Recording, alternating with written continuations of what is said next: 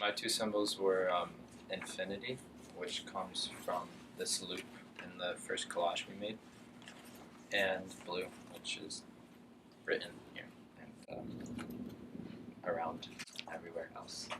And so this is what I created. It's made out of paper mache and acrylic paint with some glitter and some blue lights.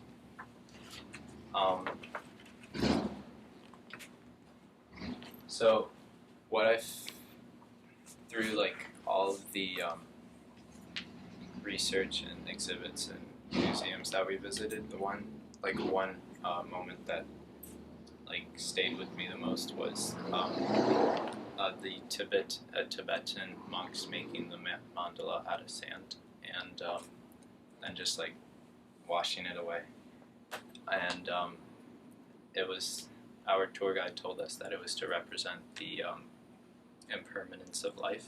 And I've, through like conversations with a bunch of people, I've heard that some people are scared of death, others think it's beautiful, and etc. And like infinity or eternity or something like that, it can be somewhat overwhelming or scary, or at the same time beautiful. So I tried showing those two contrasts in my artwork.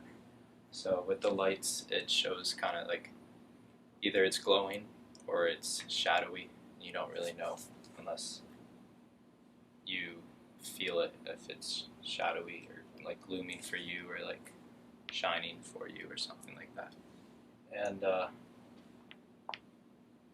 also the color blue it was once considered a warm color, so that's also another contrast of like warmth being comfort and coldness being discomfort.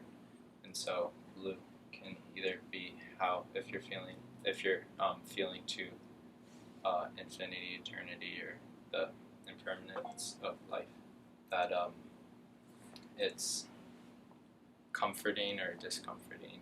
And the glitter was just like my touch to it, because I find it like beautiful that we're all gonna die.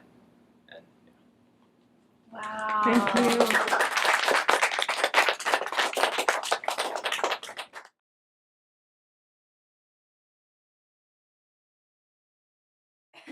So my symbol was the mountain, and I wasn't really expecting to get this symbol, but in the end, I kind of see how the mountain actually connected back to me.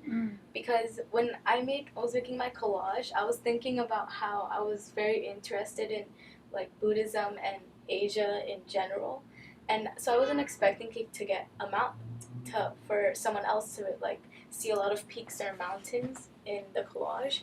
But then in the end, the Buddhism part, it just came back to me. And while I was researching about the mountain, I learned about like the cosmic mountain, and what that is like cosmic. It means like something that is like connected to heaven and earth. And I learned that in the East, so there are people who are very interested in mountains because they like believe that the higher you go, the more connected you are to the heavens. And what I found interesting was that in the West, some have thought of mountains as like creations that like scarred the face of the earth, or like they saw it as like something fractured and imperfect, and like something that like destroyed an otherwise symmetrical world. And like in the end, I came up with like my own meaning of like a mountain. I like something I found beautiful about the mountain is that whether people like look up to it or like worship the mountain or something, or whether people think a mountain is like imperfect or like scarred the face of the earth, the mountain is still gonna remain, and it's not going to like, the mountain is like indifferent or like doesn't care about how people perceive it. The mountain is going to stay, and it's just a peaceful figure that will always remain in nature. Wow.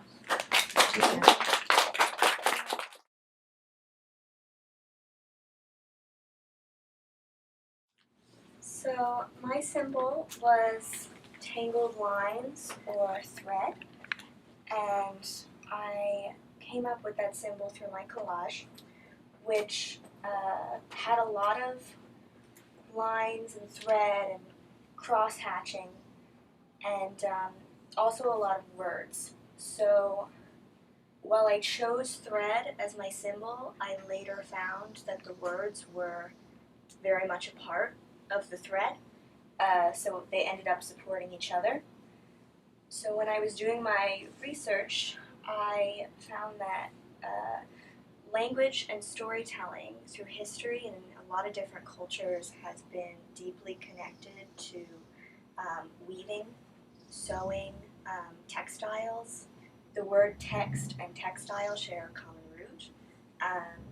And so there's kind of been this tradition of storytelling and carrying on culture and language during weaving and sewing and creating cloth and textiles. So I combined them together, and I made a video where I have a line tangling to the sound of voices. And another reason this was done this way is because when I was making my collage, I had a very strong feeling that this collage had a noise. When I look at it, I hear sounds in my head.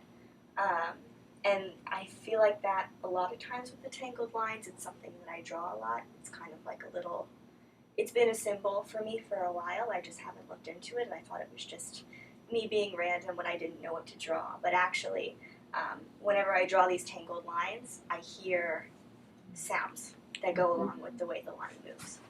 So I did a line with the audio over it, and the line kind of moves with the audio. And I used my iPhone camera to record myself drawing the line, and then Amelia did the vocals for it. The words come from a poem that she wrote that I chopped up and reconstructed and had her read in little bits, and I layered them on top of each other, so you can't hear everything that's being said, but you can hear some things, and there's kind of this mystery and this effect that you get from that. So yeah, that's my project.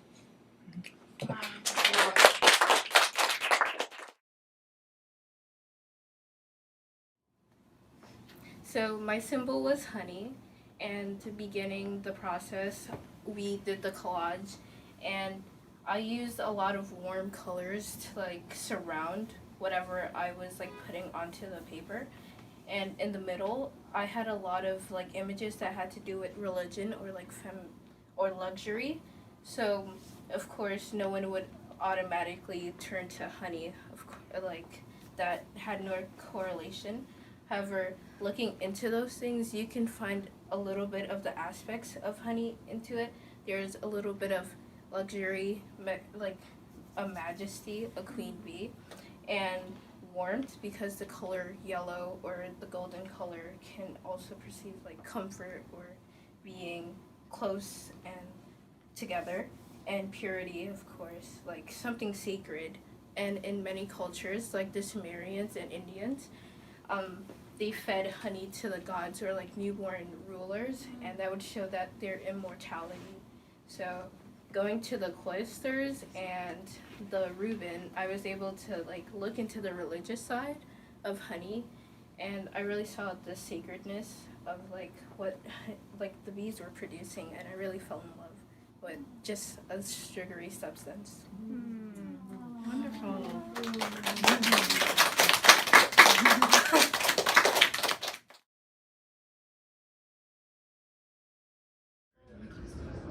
My symbol is hat, and so basically I kind of, my idea was from my collage, and I didn't even really mean to, but like I came across an entire page of just like hats, like a whole bunch of, I think baseball caps. Okay. But yeah, I thought it was like a good, I wanted to like kind of have it interact with the page, so like I incorporated a lot of hats. And so then hats was like stood out to me, and I kind of realized that hats was kind of like something that I don't know, like I've seen, not seen, but like my family uses hats a lot, or like my dad, he has like an entire hat collection, so like I kind of like got that kind of concept from there, and I incorporated it into my drawing because it says like a whole bunch of hats. And so I wanted to do like I learned a lot about like the history of hats throughout the world, I guess, and so I wanted to show hats like from ancient times to more modern times, which is like would be the bottom. And hats throughout history has always been shown to, or like to communicate about how they provide like disguise and like like what hat a person wears can communicate what they are trying to be, I guess, or like it gives them like a new identity.